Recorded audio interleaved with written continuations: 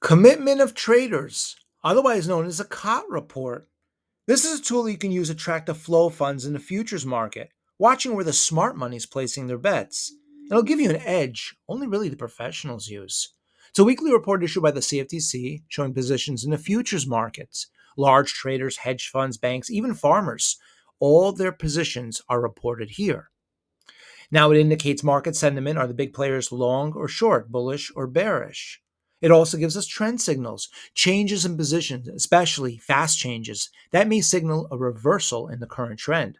Now, it shows us where the smart money is, following experienced traders and institutions. So, in the long positions we see here, that's shown in blue bars, short positions in red. And in particular, there are a number of different categories of traders and speculators. We have the commercials, otherwise known as the hedgers. This is known as the smart money. Producers, manufacturers, businesses hedging their exposure to real commodities. These are the individuals and companies that know their markets and their businesses the best. They're seen as a smart money. Now, they're usually net short as they hedge future sales. They often act contrary to speculators. And when that happens, that's opportunity. We have an example to show you. We have the swap dealers. These are large financial institutions hedging through futures. It's a lot more of a complex situation, very difficult to interpret. Then we have the managed money. These are hedge funds, money managers. They're basically speculators. They're trend followers, but sometimes they'll hit extremes in their positions. And that's when the crowd really runs in on one side. And that gives us contrarian opportunities. There are other reportables. These are large traders, not classified, but they're still reported. And then we have the small reportables. But for our purposes today, we're going to talk about the smart money, otherwise known as the commercials, and the speculators, the managed money. Now, here's an example, crude oil over the past few months from January 1st through present date. These in particular show us the commercials. Remember the smart money. In blue, again, these are net long. In red, short. And over the long term, over the past couple months, we've seen a net long position in the commercials. On the other hand, this is the managed money, the speculators, the trend followers, and they're net short. Here we see a disagreement, and this could potentially lead us to a trade signal. Here's a great example of that disagreement. This is January 15th of this year. Crude oil closed at $80.51. It was a very, very big high. Well, during that period of time, we see the commercials. Again, the blue bars show us net long positions.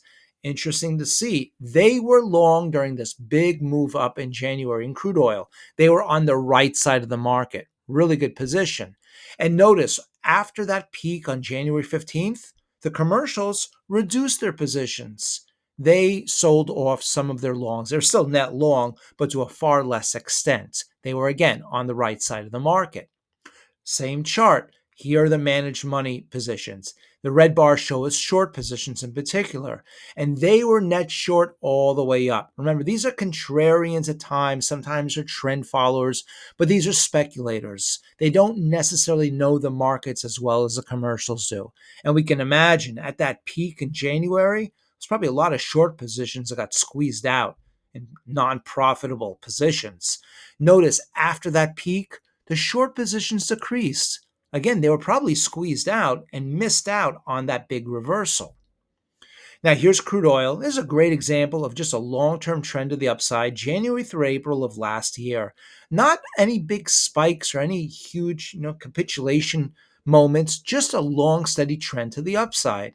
Now, the commercials, they were again on the right side of the market. January through April, they were net long the market. Same time, managed money, they were betting against the market, betting that the market would turn around. And unfortunately, for many of those, they probably lost in those positions. So the question is, where are we now?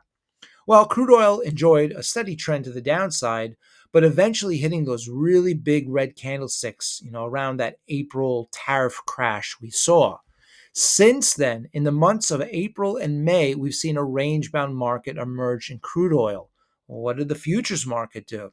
The commercials in that consolidation period, they're net long. They're buying crude oil. Now, again, these are individuals, institutions in the know. And for whatever reason, they're getting net long crude oil. During the same period of time, the managed money, they're short.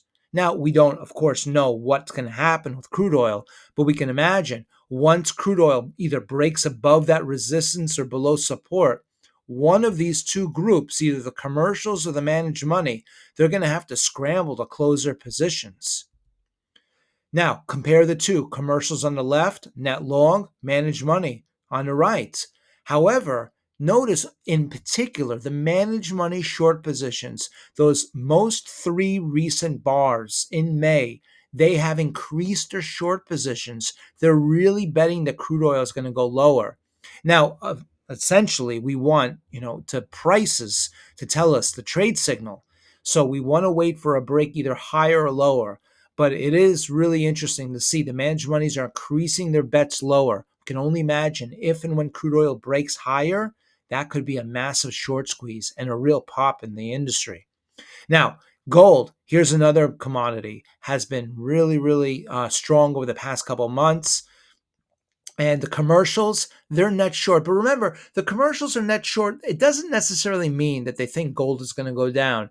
They oftentimes take the other side of the trade only because they're hedging their future positions. Imagine a gold producer. They're producing the gold, they're mining, they want to get it out to the market and take advantage of these strong prices. But they're afraid that maybe that the price is going to drop before they have a chance to sell their product, the gold. So they'll take a short position to hedge themselves in case the market comes down before they're able to bring their gold to the market.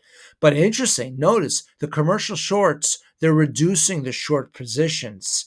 Maybe they're more confident that gold is going to go higher, less of a risk, less of a need to short their hedge their positions.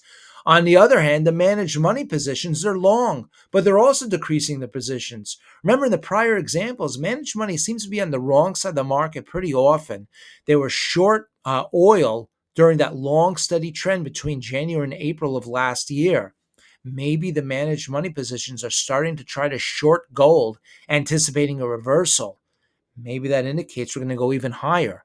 Tell us what you think about that in terms of gold and crude oil. Now, this week coming up, economic calendar is huge. The durable goods, that will be reported. That reports sales of those products meant to last at least 3 years, like washing machines and appliances. Very complementary to the housing market. Speaking of the housing market, we also have the Case-Shiller Home Price Index.